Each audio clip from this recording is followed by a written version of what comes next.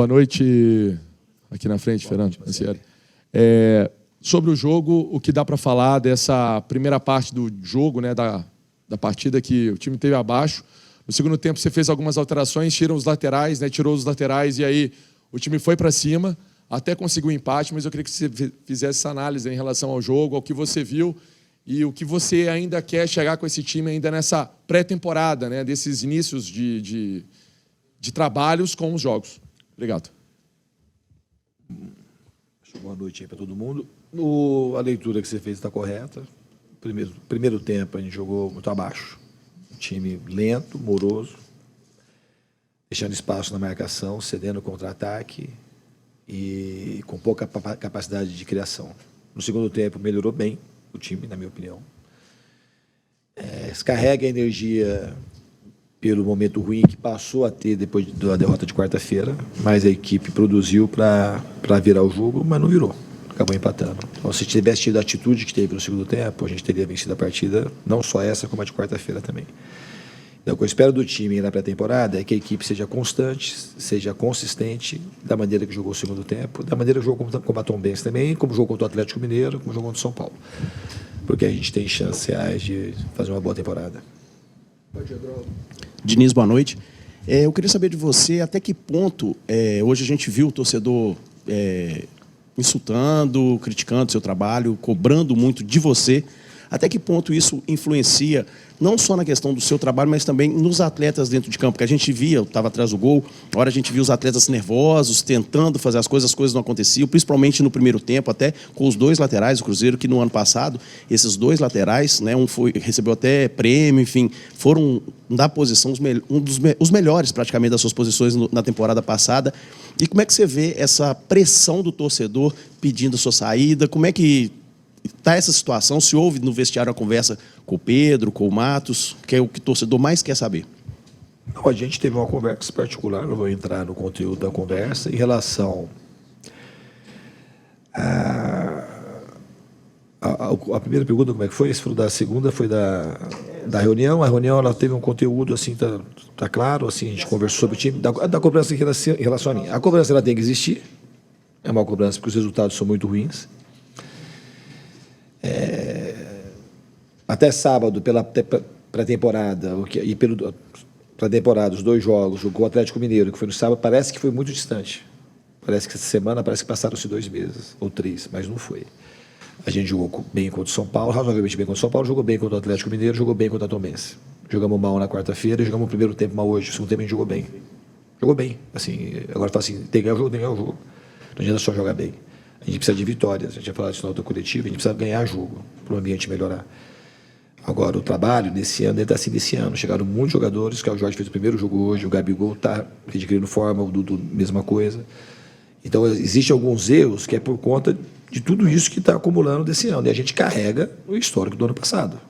O ano passado a gente terminou mal o campeonato, já pressionado. Então, o carregamento disso é que traz essa pressão e o torcedor está em dócil e está no direito dele.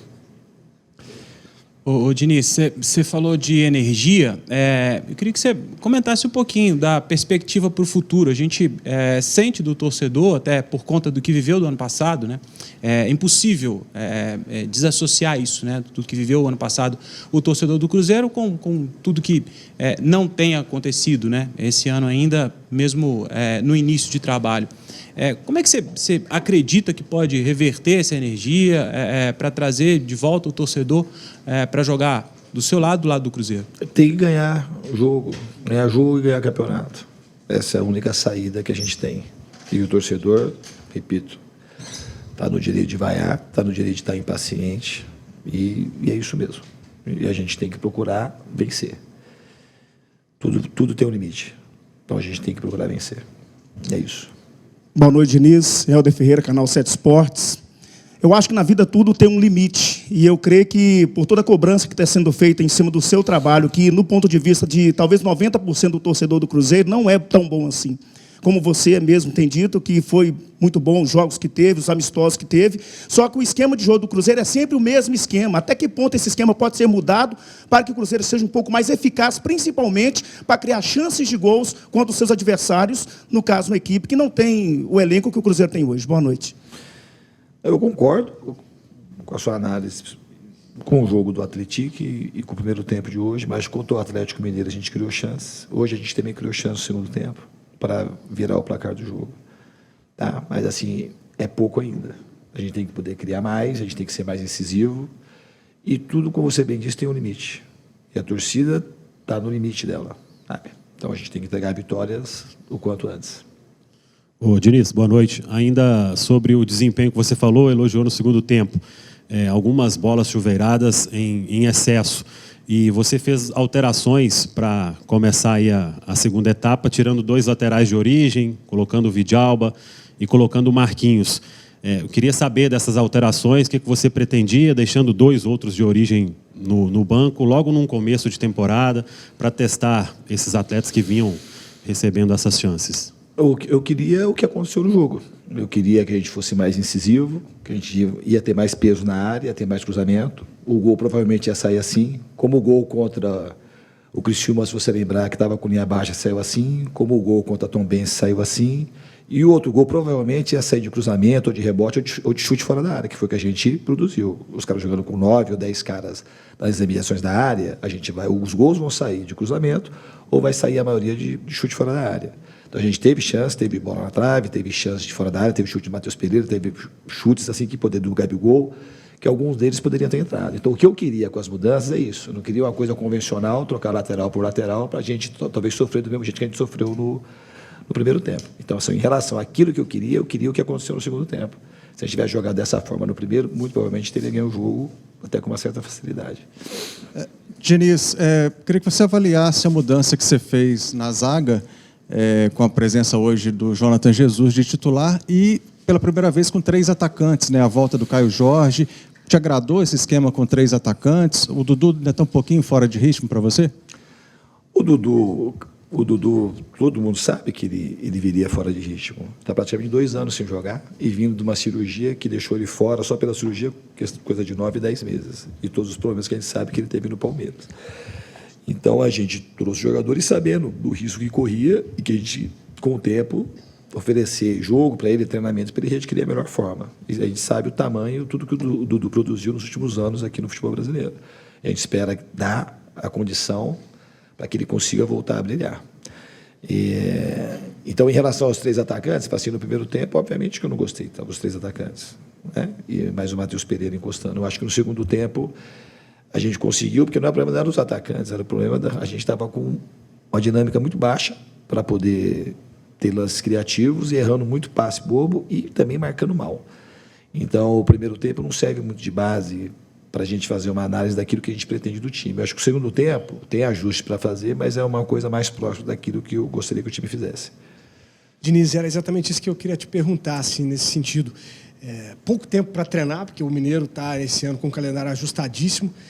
Mas o que você pretende fazer assim, até o próximo jogo? Que ajustes você viu mais claros assim, que são necessários?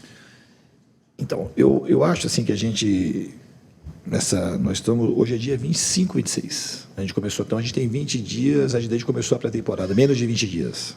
Né? O campeonato começou faz uma semana. E a equipe oscilou numa maneira de ter mais consistência, ter mais protagonismo no jogo, com momentos muito ruins. Então a gente sabe aquilo que pode dar certo. A gente tem que reproduzir, se fosse o jogo de hoje, melhorar daquilo que foi no segundo tempo, melhorar daquilo que a gente fez contra a Tombense, melhorar daquilo que a gente fez contra o Atlético Mineiro. Então a gente tem margem, tem de onde tirar. E eu acho que o time vai responder bem. Diniz, boa noite. Fazendo uma avaliação do seu trabalho desde a sua chegada, são 20 jogos, né? Muito ruim. Não, eu vou completar. 2 jogos de pré-temporada, né? São 4 vitórias apenas, 9 empates e 7 derrotas. E você usou a palavra limite. Até onde o torcedor aí pode esperar esse limite? Para o torcedor, se não for 100%, a maioria já está no limite. E está com razão. Isso é uma coisa... Esses resultados, como você disse, eles não têm defesa. É indefensável. Se a gente pegar por aí, não tem como defender disso. O que eu pego é assim, que o time tem margem para crescer e começar a ganhar jogos e conquistar campeonatos. Nisso eu acredito. Diniz, Thiago Maia do Podfute. Segundo o Flash Score, hoje foi o jogo, desde que você chegou ao Cruzeiro, com a maior porcentagem de posse de bola, 78%. O jogo anterior com maior posse foi contra o Racing, a final da Copa Sul-Americana.